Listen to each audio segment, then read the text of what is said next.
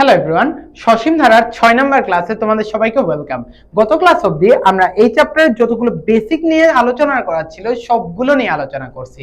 And আজকে থেকে আমরা ম্যাথমেটিক্যাল টার্মসে এন্টার করতে যাচ্ছি। এন্ড ফার্স্ট অফ অল আমরা উদাহরণের প্রবলেমগুলোই সলভ করতে যাচ্ছি। এই প্রবলেমগুলো খুব খুব খুব বেশি ইজি এন্ড পরীক্ষায়ও অনেক বেশি আসে। এন্ড এই চ্যাপ্টারটা যেহেতু ইজি, পরীক্ষায় অনেক বেশি আসে, দ্যাটস ওয়াই আমি মনে করি এই চ্যাপ্টারটা প্রত্যেকটা এসএসসি স্টুডেন্টেরই একদম হাতের মুঠোয় থাকা উচিত। আজকে থেকে আমরা সবগুলো প্রবলেমকে খুব ইজি ওয়েতে সলভ করার ট্রাই করব, যেন তোমাদের কোনো রকম প্যারা না হয় এই চ্যাপ্টারের ম্যাথগুলো নিয়ে। সো দেখা যাক উদাহরণ 2 এর প্রবলেমটা কি বলতেছে। আমাদেরকে বলতেছে কি একটা ধারা দেওয়া আছে। কিভাবে বুঝলেন ভাই এটা ধারা? কারণ দেখেন 5 5 এর সাথে 3 যোগ করলে 8, 8 এর সাথে 3 যোগ করলে 11, 11 এর সাথে 3 যোগ করলে আমাদের কত হয় এখানে 14। তাহলে দেখেন এটা কি ধরনের ধারা? একটা সমান্তর ধারা। সমান্তর ধারাটির কোণ পদ 383। আমি কি জানি ভাইয়া কোণ পদ 383? জানি না তো। আমি ধরে নিব কি এই সমান্তর ধারার nতম পদের মান হচ্ছে 383। তাহলে প্রথম অঙ্ক হিসেবে ভাইয়া সবগুলো লাইন করে দেখাই, কিন্তু পরের অঙ্কগুলোতে আমরা একটু ফাস্ট ফরওয়ার্ড মুভ করব।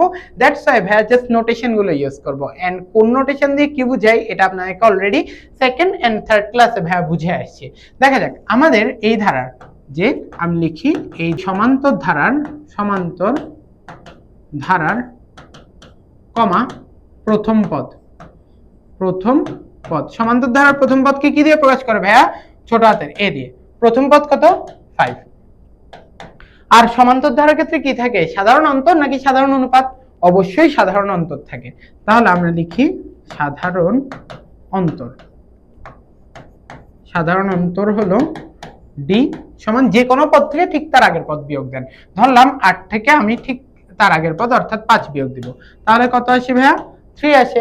তাহলে আমরা এই ধারার জন্য এ এর মানও পেয়ে গেছি, ডি এর মানও পেয়ে গেছি। আমাকে জিজ্ঞেস করতেছি কি ধারাটির কোন পদ 383। আমি ধরি ধারার nতম পদ সমান 383। বা আচ্ছা দেখেন ভাইয়া এটা কোন ধারা নিয়ে কথা হইতেছে আমাদের? এটা হচ্ছে আমাদের সমান্তর ধারা নিয়ে। সমান্তর ধারার ক্ষেত্রে nতম পদ নির্ণয় সূত্রটা কি ছিল? 3 সেকেন্ড 1 2 3। আপনারা এই চ্যাপ্টারের ক্লাসগুলো করার সময় বেসিক্যালি কোনো ম্যাথই আমার সাথে খাতায় তোলার একদমই প্রয়োজন নাই। সবগুলো ক্লাসের স্লাইডগুলো আপনারা ভিডিওর ডেসক্রিপশন বক্সে পেয়ে যাবেন। আপনারা জাস্ট আমার ক্লাসগুলো করার সময় আমার সাথে রেসপন্স করে নিজেদের মাইন্ডে সূত্রগুলো রিকল করার ট্রাই করবেন, কিংবা মাইন্ডে চিন্তা করার ট্রাই করবেন অঙ্কটা আপনি যেভাবে করে ভাবতেছেন মিলবে বলে ভাইয়াও কি এক্সাক্ট ওইভাবে করে করতেছে কিনা। তাহলে আমাদের লার্নিং প্রসেসটা আরো অনেক ইন্টারেক্টিভ হবে এগুলো রেকর্ডেড ভিডিও হওয়ার পরেও। তাহলে দেখা যাক nতম পদ। আমরা সমান্তর ধারার nতম পদের সূত্র কি ছিল? a plus n minus 1 into D সমান 383 লিখলাম, প্যারাই নাই। তাহলে দেখেন বা a এর মানটা কত ভাইয়া? a এর মানটা কি আমাদের 5 না? d এর মানটা কত ভাইয়া? d এর মান কি আমাদের 3 না? তো a এর জায়গায় আমি বসালাম 5 প্লাস n এর ভ্যালু তো জানি না, n মাইনাস 1 ইন্টু d এর ভ্যালু কত ভাইয়া? 3 সমান কত হবে? 383। তাহলে দেখি আমাদের এখানে 5 প্লাস যা আছে তা লিখি 5 প্লাস 3 দিয়ে দেখেন তো ভাইয়া 3 দিয়ে কি দোনোজনকে গুণ হবে না? 3 দিয়ে একবার n কে গুণ হলে এটা কি হবে? 3n মাইনাস চিহ্ন আছে। 3 দিয়ে 1 কে গুণ হলে কি হয়? 3 1 যা 3 সমান ডান পক্ষে আমাদের কি আছে? ডান পক্ষে 383 আছে, ওটা থাকুক, প্যারাই নাই। আচ্ছা বাম পক্ষে দেখেন তো ভাইয়া প্লাস 5 মাইনাস 3 এটা মিলে কত হয়ে যায়? 2 প্লাস 3n সমান 383 বা 3n সমান 383 মাইনাস 2 বা 3n সমান 381। সুতরাং n সমান কত হবে? এটা হচ্ছে আমাদের 100, তারপরে হচ্ছে 90 27 127। তাহলে n এর ভ্যালু আমাদের ইভেন্চুয়ালি কত আসতেছে ভাইয়া? 127। অর্থাৎ তোমাকে যে প্রশ্নটা জিজ্ঞেস করছে ধারাটির কোন পদ 383, আপনি বলবেন কি সুতরাং ধারাটির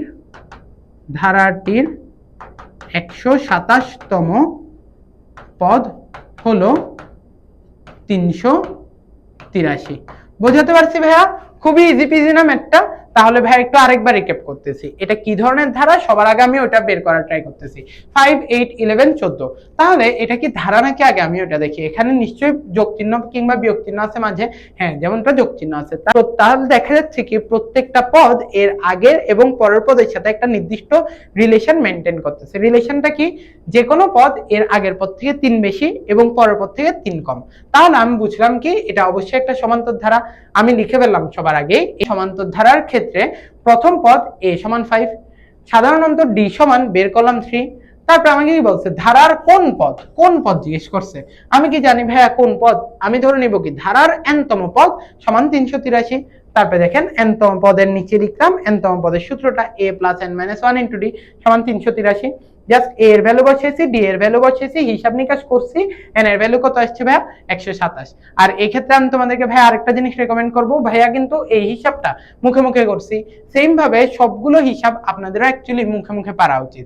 কেননা যদি আপনারা এইসব হিসাবগুলো মুখে মুখে পারেন তাহলে আপনাদের সামনে অর্থাৎ কলেজ লাইফের পরে গিয়ে যে এডমিশন সিজনটা আসবে সেটার জন্য এখন থেকে আস্তে আস্তে গুটি গুটি পায়ে আপনারা প্রিপারেশন নেওয়া শুরু করতে পারবেন। সো এখানে ধারাটির 127তম পদ হলো 383। ঠিক আছে, আপনারা যদি ফার্স্ট অঙ্কটা বুঝে থাকেন তাহলে ভাই আমরা সেকেন্ড অঙ্কটাতে যাই। আমাদের বলতেছে কি প্রথম 50টি স্বাভাবিক সংখ্যার সমষ্টি নির্ণয় করো।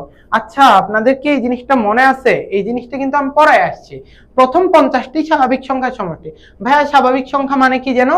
স্বাভাবিক সংখ্যা মানে হচ্ছে 1, 2, 3, 4, 5 এভাবে করে যেতে যেতে যেতে যেতে যেতে যেতে অনেক দূর যাবে। যেতে যেতে আমাকে এখানে কি বলছে, প্রথম 50টা স্বাভাবিক সংখ্যা। তাহলে এখানে দিলাম 50, একদম লাস্টের পদটা। স্বাভাবিক সংখ্যার সমষ্টি নির্ণয় করো। আমাদেরকে এখানে আমরা ডিরেক্টলি সূত্র বসাতে পারি যে এখানে 50টা স্বাভাবিক সংখ্যার সমষ্টি, তো তাহলে আমি লিখলাম Sn সমান, আমরা জানি কি n সংখ্যক স্বাভাবিক সংখ্যার সমষ্টি নির্ণয়ের সূত্র কি ছিল, n * n+1 / 2। তাহলে আমরা একটু লিখি Sn সমান n * n+1/2। এবার আমরা একটু ভ্যালুগুলো বসাই দিই, তাহলে আমাদের হোপফুলি অঙ্কটা মিলে যাওয়ার কথা। n বলতে এখানে কি বলতেছে দেখেন তো, আমাদেরকে 50টি স্বাভাবিক সংখ্যা, যেহেতু 50টি স্বাভাবিক সংখ্যা বলছে তাই n এর ভ্যালু হবে কত আমাদের 50। তাহলে n এর জায়গায় আমি 50 বসাই, তাহলে 50 গুণন 50 প্লাস 1 ডিভাইডেড বাই 2। আমাদের 50 গুণন 51 ডিভাইডেড বাই 2। আমরা 50 কে 50 দিয়ে গুণ করলে কত হয়, 5 5 25, 2500 হবে। তাহলে আরো একটা 50, তার মানে কি 2550 হবে। একে যদি আমি 2 দিয়ে ভাগ করি সেই ক্ষেত্রে 2500 কে 2400 কে 2 দিয়ে ভাগ করলে হয় 1200, 2500 কে 2 দিয়ে ভাগ করলে কত হবে 1250, 1250 হলো। এরপর আবার 50 যেটা এক্সট্রা অর্থাৎ 2550, 50 কেও যদি 2 দিয়ে ভাগ করি সেই ক্ষেত্রে হবে 25। তাহলে আমাদের ইভেন্চুয়ালি কত হবে 1250 প্লাস 25 which is 1275। বুঝছেন? আমাদের এখানে যেটা বলছে প্রথম 50টি স্বাভাবিক সংখ্যার সমষ্টি নির্ণয় করো, প্রথম 50টি স্বাভাবিক সংখ্যার সমষ্টিতে জাস্ট সূত্র বসাইছি n * n+1/2। এই ক্ষেত্রে উত্তরটা কত আসলো 1275 আসলো। এরপর দেখেন সিমিলার টাইপের ম্যাথ, জাস্ট হচ্ছে যে আপনাদের যাতে সূত্রগুলো রিকল করতে সুবিধা হয় দ্যাটস ওয়াই ভাইয়া দিছে প্রথম 50টি স্বাভাবিক সংখ্যার ঘনের সমষ্টি নির্ণয় করেন। ঘনের মানে কি ভাইয়া, আগে দেখি স্বাভাবিক সংখ্যা মানে কি 1 2 3 4 এভাবে করে করে যাচ্ছে যাচ্ছে যাচ্ছে, প্যারাই নাই। লাস্টের পদটা কত হবে ভাইয়া 50 হবে। আমাকে কি বলতেছে এদের ঘনের সমষ্টি। ঘন মানে কি ভাইয়া, কিউব করা। কিউব করে দিই আমি সবাইকে, এগুলো কিন্তু লেখা লাগবে না, আমি জাস্ট বোঝানোর জন্য আপনাদেরকে বুঝাচ্ছি। আমাকে কি বলতেছে সমষ্টি নির্ণয় করেন, তো আমি Sn লিখলাম। Sn সমান আমরা জানি কি n সংখ্যক স্বাভাবিক সংখ্যার সমষ্টি আর n সংখ্যক স্বাভাবিক সংখ্যার ঘনের সমষ্টি, এগুলো কিন্তু দেখতে সেম, খালি কি হয় দেখেন n * n+1/2 এই পুরোটার উপর কি হবে ভাইয়া হোল স্কয়ার হয়ে যাবে। তাহলে এবার আমরা একটু ভ্যালুটা বসাই, দেখেন 50টা স্বাভাবিক সংখ্যা বলছে এখানেও, তাহলে আমাদের n এর ভ্যালুটা কত হবে ভাইয়া, n এর ভ্যালু কিন্তু 50ই থাকবে, চেঞ্জ হবে না। তাহলে আমরা একটু লিখি 50 * 50 প্লাস 1 ডিভাইডেড বাই 2, এটাকে হোল স্কয়ার করব। ঠিক আছে, তাহলে যা অ্যানসার আসে ওটাই। ঠিক আছে, আচ্ছা দেখেন এটা আর ভাইয়া এখানে লিখলাম না। এরপর কি বলতেছে প্রথম 50টি স্বাভাবিক সংখ্যার বর্গের সমষ্টি নির্ণয় করো। দেখা যাক আমাদের স্বাভাবিক সংখ্যা কি 1 + 2 + 3 + 4 এভাবে যেতে যেতে যেতে যেতে থাকবে, লাস্টে হবে 50। কেন? কারণ 50টা স্বাভাবিক সংখ্যা বলছে। তারপরে কি বলতেছে এদের বর্গের সমষ্টি। বর্গ মানে কি ভাইয়া, স্কয়ার করা, আমি সবার মাথার উপর 2 করে দিলাম পাওয়ার, তাহলে সমষ্টি বলছে, তাহলে Sn এর সূত্র কি হবে লিখি। আমরা জানি কি n সংখ্যক স্বাভাবিক সংখ্যার বর্গের সমষ্টি, কি সূত্র ছিল 3 সেকেন্ড টাইম 1 2 3। হ্যাঁ, আপনার যদি মাথায় এসে থাকে দেন ভেরি গুড। তাহলে আমাদের এই সূত্রটা একটু লিখি, n into n plus 1 into twice n plus 1 divided by 6। এটাই ছিল কি আমাদের n সংখ্যক স্বাভাবিক সংখ্যার বর্গের সমষ্টি নির্ণয়ের সূত্র। আমাদের এখানে কি বলছে ভাইয়া দেখেন তো, 50টি স্বাভাবিক সংখ্যার বর্গ। তাহলে n এর জায়গায় আমাদের ভ্যালুটা কত বসবে, এখন n এর জায়গায় অবশ্যই ভ্যালু বসবে আমাদের 50। তাহলে একটু দেখি আমরা, 50 ইনটু 50 প্লাস 1 ইনটু 50 ইনটু 2 মানে কত 100, 100 প্লাস 1, তাহলে দেখি 100 প্লাস 1 ডিভাইডেড বাই 2। আচ্ছা ঠিক আছে, তাহলে আমাদের এখানে হিসাবটা করলে কি আসে 50 ইনটু 51 ইনটু আমাদের 101 ডিভাইডেড বাই 2, যা উত্তর আসবে তাই। বুঝছেন? তাহলে দেখেন আমরা স্বাভাবিক সংখ্যার সমষ্টি, স্বাভাবিক সংখ্যার বর্গের সমষ্টি, স্বাভাবিক সংখ্যার ঘনের সমষ্টি, এগুলোর সূত্র শিখে আসছিলাম। এন্ড এটা রিলেটেড 3টা প্রবলেম ভাই আপনাদেরকে করাই দিলাম, যেন আপনাদের এই ধরনের ম্যাথে কোনো রকমের প্যারা না হয়। আচ্ছা, এইটুকু যদি আপনারা ভালোভাবে বুঝে থাকেন, তাহলে আমরা একটু পরের ম্যাথটাতে যাই। এখানে কি বলতেছে দেখেন, উদাহরণ 4, এখানে বলতেছে 1 plus 2 plus 3 plus 4 plus 99 equals to কত। আচ্ছা দেখেন, এই জিনিসটাতে না আমাকে একটু বোঝা লাগবে, ইকুয়ালস টু কত মানে দেখেন তো এখানে কি হচ্ছে, অনেকগুলা পদ পরপর যোগ হচ্ছে, সমান কত মানে আমাকে জিজ্ঞেস করছে আসলে যোগফলটা কত। আমার এটার মানে কি, যোগফল কত, যোগফল কত। আচ্ছা দেখা যাক আমাদের এখানে কি হচ্ছে, 1 প্লাস 2 প্লাস 3 প্লাস 4, এটা কি ধরনের ধারা ভাইয়া, এটা অবশ্যই একটা সমান্তর ধারা। তাহলে এখানে সমান্তর ধারার সমষ্টি নির্ণয়ের সূত্র হবে। এখানে কতটা পদ আছে আমরা কি জানি ভাইয়া, আমরা কিন্তু জানি না এখানে কয়টা পদ আছে। তাহলে এই অঙ্কটা বেসিক্যালি বোঝাচ্ছে যে আমাদেরকে এখানে Sn এর সূত্রটা অ্যাপ্লাই করতে হবে সমান্তর ধারার ক্ষেত্রে। Sn এর সূত্রটা কি ছিল ভাইয়া, সমান্তর ধারার ক্ষেত্রে Sn এর দুইটা সূত্র ছিল, n/2 into a plus p, অথবা Sn এর আরো একটা সূত্র ছিল n/2 into 2a plus n-1 into d। এই দুটো সূত্র ছিল। তাহলে আমরা দুটোটা সূত্র দিয়ে আসলে করে দেখি। তার আগে ফার্স্ট থিং ফার্স্ট, আমার a এর মান জানি, p এর মান জানি, d এর মান জানি, জানি না কার মান ভাইয়া, n এর মান জানি না। তাহলে আমাদের ফার্স্ট কাজ হওয়া উচিত অ্যাকচুয়ালি এখান থেকে n এর ভ্যালুটা বের করে নেওয়া। এখন ভাইয়া এখানে n এর ভ্যালুটা কিভাবে করে বের করব, দেখেন ফার্স্ট থিং আমাদের এখানে এটা কি ধরনের ধারা ওটা আমার আইডেন্টিফাই করতে পারা উচিত। এটা কি ধরনের ধারা, অবশ্যই সমান্তর ধারা। সমান্তর ধারার ক্ষেত্রে এখানে প্রথম পদ a এর ভ্যালু কত হবে, অবশ্যই 1 হবে। সাধারণ অন্তর d এর ভ্যালু কত হবে, যে কোনো পদ থেকে এর আগের পদ বাদ দেন, ধরেন 4 থেকে 3 বাদ দেন 1 হয়, 3 থেকে 2 বাদ দেন 1 হয়, 2 থেকে 1 বাদ দেন তাও 1 হয়। অর্থাৎ আমি কি বলতে পারবো, এই সমান্তর ধারার, এই সমান্তর ধারার, সমান্তর ধারার দেখেন তো ভাইয়া এখানে কি প্রথম পদ কমা a সমান, প্রথম পদের মান কত ভাইয়া 1, তাহলে আমি লিখলাম প্রথম পদে a সমান 1। সাধারণ অন্তর, কারণ কি সমান্তর ধারার ক্ষেত্রে কি থাকে, সাধারণ অন্তর বা কমন ডিফারেন্স বা বিয়োগফল থাকে। সাধারণ অন্তর কি হবে, যে কোনো পদ মাইনাস তার আগের পদ। তাহলে যে কোনো পদ নেন, ধরেন 2 মাইনাস 1 করেন, তাহলে কত আসবে 1 আসবে। a এর মানও পাইছি, d এর মানও পাইছি, দেখেন এই যে a লাগতো d লাগতো এগুলো পেয়ে গেছি। এখানে কিন্তু p ও জানি, শেষ পদ কত p সমান 99, আমি এটাও লিখে রাখতে পারি চাইলে, ঠিক আছে, শেষ পদ কমা p সমান 99। তাহলে দেখেন এগুলো আমি লিখে ফেললাম, যেগুলো ধারা থেকে দেখা যাচ্ছে। আমি এখানে আসলে জানি না কোনটা ভাইয়া, এই যে n এর মান, এই যে n এর মান, কিংবা এই যে n এর মান, n এর মানটা আমি জানি না, n এর মান কিভাবে করে বের করব। আচ্ছা দেখেন এই ধারাটা যেতে যেতে লাস্টের পদ কত হয়েছে ভাইয়া, 99 হয়েছে। 99 কে আমি ধরে নিব এই ধারার nতম পদ। আপনাদের কি মনে আছে আমি যখন আপনাদেরকে সমান্তর ধারার Sn এর প্রুফ করাচ্ছিলাম, তখন কিন্তু ভাইয়া আমি আপনাদেরকে একটা জায়গায় লিখে দিয়ে আসছিলাম যে যে কোনো ধারার ক্ষেত্রে শেষ পদকে আমরা অলওয়েজ nতম পদ ধরবো। এটা কি মনে আছে, শেষ পদকে আমরা ধরবো nতম পদ। তাহলে আমি একটু ওরে লিখি যে এখানে শেষ পদ সমান nতম পদ। আচ্ছা দেখেন তো ভাইয়া আমাদের এখানে শেষ পদের ভ্যালুটা কত 99, তাহলে আমি একটু ওর মানটা বসাই। তাহলে 99 সমান nতম পদ, কোন ধারার nতম পদ, এটা সমান্তর ধারার। সমান্তর ধারার nতম পদের সূত্র কি, a plus n-1 into d। তাহলে আমি একটু এখানে ভ্যালুগুলো বসাই দেখি যে আমাদের n এর মান আসে কিনা। 99 সমান a এর মান কত ভাইয়া 1, তাহলে আমি বসালাম 1 প্লাস n এর মান তো আমি জানি না, n মাইনাস 1 ইন্টু d এর মান কত ভাইয়া, d এর মানও হচ্ছে 1। তাহলে এই হিসাবটা আমরা একটু করি এই সাইডে, কেমন? তাহলে বা 99 সমান 1 প্লাস n মাইনাস 1, তাহলে প্লাস 1 মাইনাস 1 গণ, সুতরাং n সমান কত আসতেছে ভাইয়া 99। তাহলে দেখেন এখন n এর মান জানি, a এর মান জানি, d এর মান জানি, p এর মান জানি।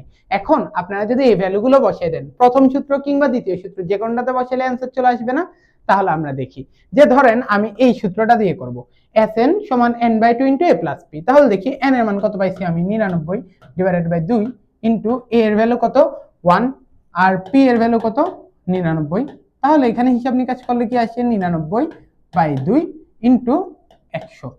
ঠিক আছে, কেন 99 প্লাস 1 মানে 100, তাহলে 99 ইনটু 100 ডিভাইডেড বাই 2। আচ্ছা আমি ডিভাইডেড বাই 2টা এখন হিসাব না করে একটা কাজ করি, 99 ইনটু 100 করি, তাহলে কত হবে 9900 ডিভাইডেড বাই 2। আচ্ছা 9900 বাদ দিলাম, আমি একটা কাজ করি 990 কে 2 দিয়ে ভাগ করি, কেমন? 990 কেও 2 দিয়ে ভাগ করতে হয়তো বা আপনার কষ্ট হইতে পারে, তাহলে আমি একটা কাজ করি 990 না 1000 কেই 2 দিয়ে ভাগ করি, বলেন তো কত আসে ভাইয়া 500 আসে এখানে। তাহলে এই যে 1000 থেকে 990 কত কম, অবশ্যই 10 কম। তাহলে যেই 10 কম ওইটাকে যদি আমি 2 দিয়ে ভাগ করি কত হবে 5।